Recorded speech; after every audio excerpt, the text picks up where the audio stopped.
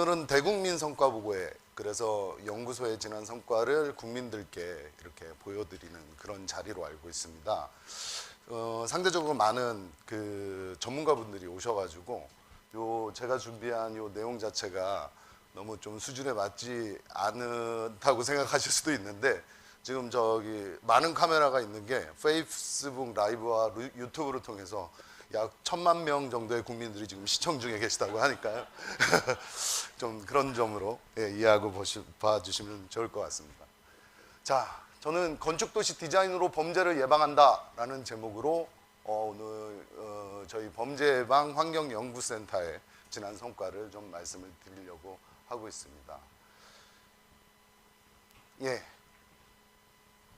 먼저 이제 날이 더우니까 좀 흉악한 사건으로 좀 이렇게 기온을 좀 낮춰보도록 하겠습니다. 네, 지금 제일 첫 번째 보이시는 게 2010년도에 2월 달에 일어난 부산 사상구 덕포동에 일어난 김길태 사건입니다.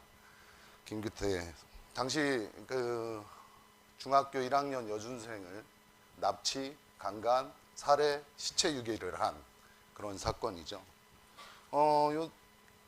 보시면 결국 요게 피해를 받은 이유리양 다세대 주택의 다락방 창문으로 침입을 해서 납치한 그 옆에 40m 정도 떨어진 빈집에서 살해를 하고, 거기 그 바로 인근에 붙어있는 집의 옥상 물탱크에 시체를 유기한 사건입니다. 시체 유기하고 시체가 발견되었으나 이 일대가 지금 결국 재개발 예정지에서 빈집이 굉장히 많습니다. 약 15일간 빈집들을 이용해서 도주하고 체포된 사건입니다. 두 번째, 2016년에 있었죠. 강남역 그 수 노래방 2층에 있는 화장실에서 조현병을 앓고 있는 범죄자가 화장실에서 1시간 반 정도 대기하고 있다가 들어온 여성을 무자비하게 살해한 사건입니다.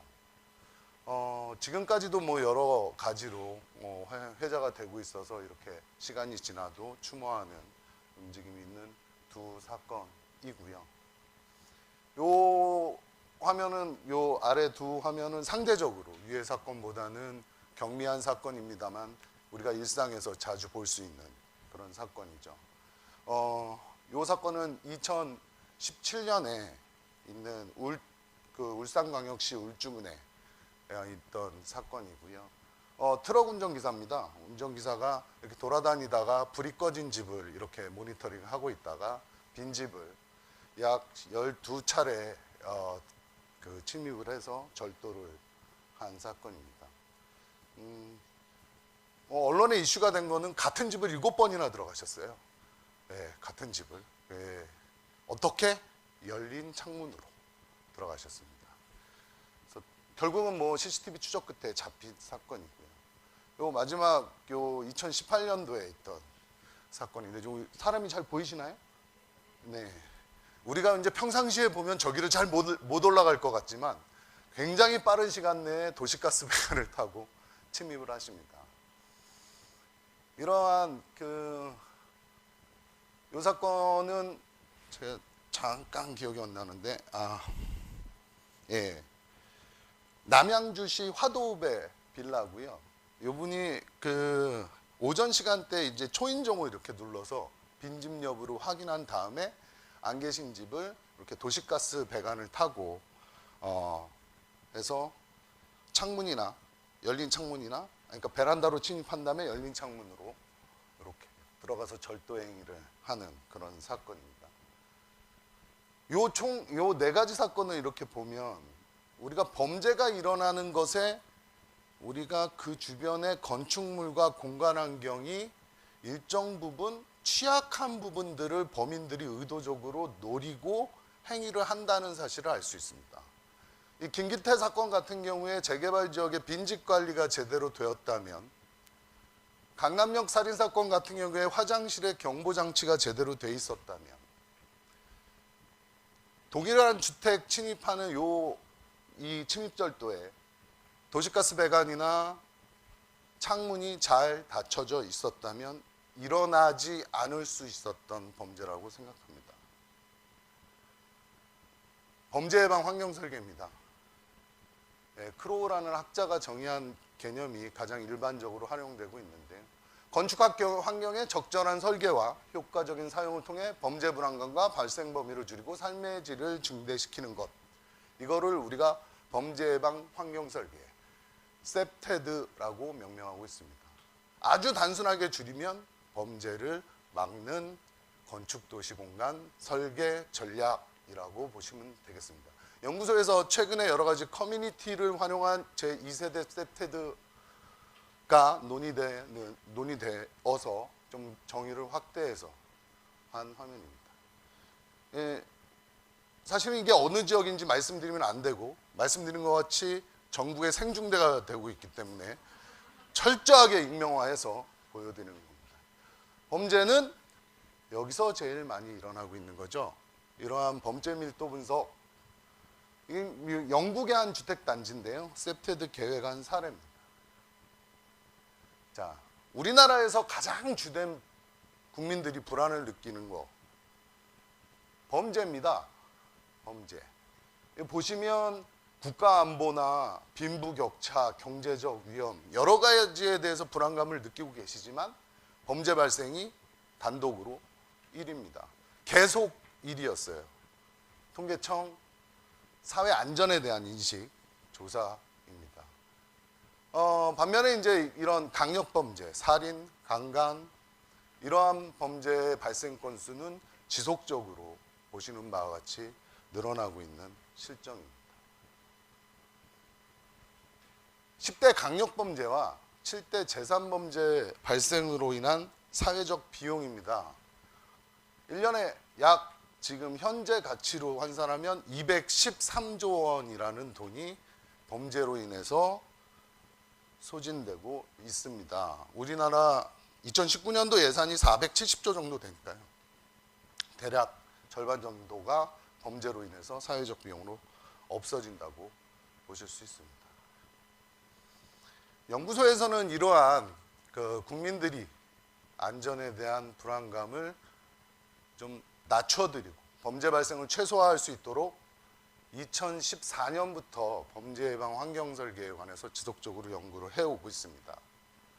2016년에 범죄 예방 환경 연구소 센터가 설치가 되어서 지금 4살이 된 센터가 중심이 돼서 연구를 하고 있습니다. 2014년부터 지금 주황색으로 표시되고 있는 거는 우리가 법제도, 고시 등의 이런 연구들을 수행한 연구고요. 푸른색으로 표시되고 있는 거는 디자인에 대한 각종 범죄 예방 환경 설계 디자인에 대한 가이드라인 관련 연구들입니다. 법질서 실천 운동을 위한 사회의 지역 개선안 작성 및 모니터링이 시범 사업을 시작한 연구소에서 2014년도 연구인데요. 시범 사업으로 연구 성과를 실제 대상지에 적용시킨 사례들 연구입니다. 일일이 소개시켜드리면 참 좋겠으나 시간이 저한테 20분밖에 없기 때문에 이러한 큰 세 줄기로 연구가 진행되고 있다라고 이해하시면 될 것 같습니다. 성과 보고이기 때문에 아무래도 자랑을 좀 하고 넘어가야 돼서, 여기 국토부의 김상문 국장님께 여러 발표자분들이 언급을 하고 계십니다만 과장님 시절에 많이 도움을 주셔서 전 세계 최초로 건축물의 범죄 예방이 의무화되었습니다. 셉테드라는 개념은 영국하고 미국에서 활발하게 2000년대부터 여러 가지 논의가 있었는데 법제화된 사례는 우리나라 건축법이 최초입니다. 우리나라를 따라서 2017년에 영국에서도 의무화되었습니다. 그래서 우리나라가 전 세계의 범죄 예방 환경 설계만큼은 제도적으로는 가장 우수한 나라다라고 생각하시면 될 것 같습니다. 건축법 지금 53조의 2에 이렇게 대통령령으로 정하는 건축물은 범죄 예방 기준에 따라서 건축해야 되고요. 요거는 바뀌기 전입니다. 2014년 11월에 주택 중에 공동주택 세대수 500세대 이상과 나머지 다중이 이용하는 시설들은 범죄 예방 건축 기준에 따라 설계를 하여야 한다로 시작을 하였습니다. 연구소에서는 관련해서 연구 두 건을 통해서 범죄 예방 건축기 국고시 제정을 지원을 했고요. 고시는 뭐 여러 가지 그 범죄 예방 환경 설계 기법에 따라서 대상 용도의 건축물들의 방범 성능을 강화하는 내용으로 쫙 기록되어 있습니다. 관련해서 이제 각 지자체에서도 지금 무려 206개의 지자체가 범죄 예방 환경 설계 조례를 제정해서 운영하고 있는 상황입니다. 예, 최근에 이슈가 있었습니다. 작년이고요. 저희가 2016년부터 연구를 통해서 계속 주장을 해왔던 거는 아까 범죄 예방 건축 기준 의무 대상 건축물을 보시면 조금 이상하다.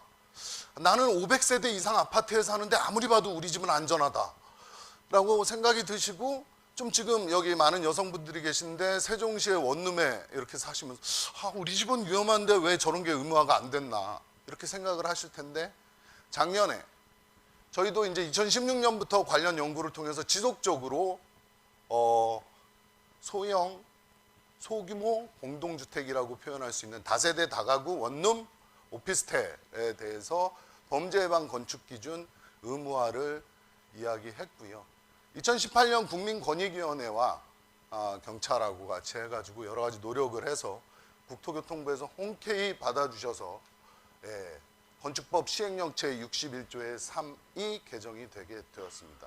기존의 공동주택 중 세대수가 500세대 이상인 아파트에서 다가구주택, 아파트, 연립주택, 다세대주택으로 전적 바뀌면서 단독주택 중 단독주택을 제외하고는 모두 범죄 예방 건축기준 고시에 따라서 방범 성능을 확보된 설계를 해야 하는 상황으로 변경이 되었습니다.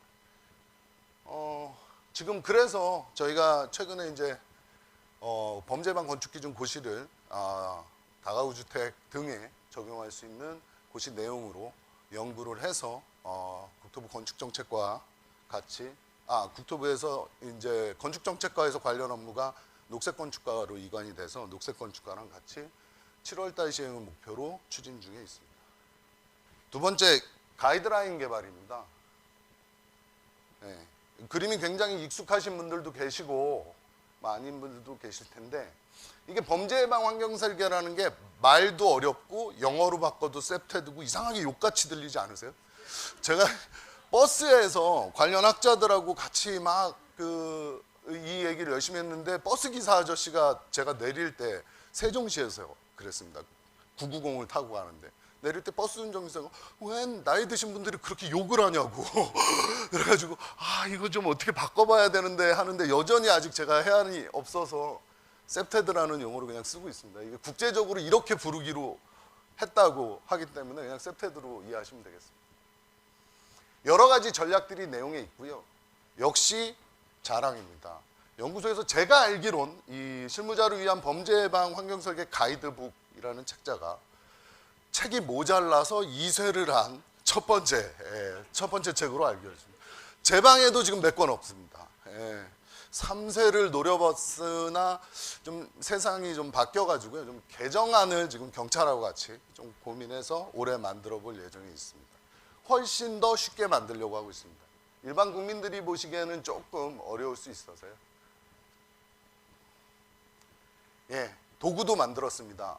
대상지가 범죄로부터 어떻게 얼마나 위험한지를 알아야 범죄 위험 평가를 하고 범죄 예방 환경 설계가 가능하기 때문에 이걸 할 수 있는 여러 가지 평가 모델, 그 다음에 분석할 수 있는 방법론들 연구하였습니다. 다음에는 요 범죄 예방 환경 조성 사업, 이러니까 뭐 저런 사업이 있었나 하시겠지만 생각보다 전국적으로 많이 있었습니다. 여기 서울시만 해도 2012년 마포구 염리동 소김길 사업 이후에 매년 10개소 이상씩 사업을 해오고 계시기 때문에 전국적으로 볼 때는 한 500여 개 이상 범죄 예방 환경 개선 사업이 되고 있고요. 좀 전에 그 선정 박사님 말씀하신 도시 재생 사업도 쇠퇴 지역의 범죄 안전 문제를 얘기를 하고 있어서 법무부와 여러 가지 협업으로 그 부분은 또 사업을 하고 있고요. 그런데 이 사업이 제대로 범죄를 막고 있는 건지, 이 사업이 제대로 되고 있는지 모니터링하고 평가할 수 있는 방안들이 필요해서 그 부분들에 대한 연구도 저희가 수행한 바 있습니다. 그 다음에 이제 사실은 지금 의무화되기 이전에 열심히 저희가 해왔던 건데요. 법을 지키는 게 아니라 안전을 지키기 위해서 건축주분들이 좀 더 쉽게 또는 지자체에서 좀 더 편리하게 경찰에서 좀 더 쉽게 체크할 수 있도록 우리 집에 범죄 안전 디자인 요 정도면 돼라고 해서 연구해가지고 저희가 배포한 바 있습니다. 이제 의무화됐으니 이런 부분들을 좀 더 제도화하는 데 노력해야 되는 시점입니다. 서울시잖아요. 예, 서울시에 범죄예방 우수건축물 인증제가 있습니다.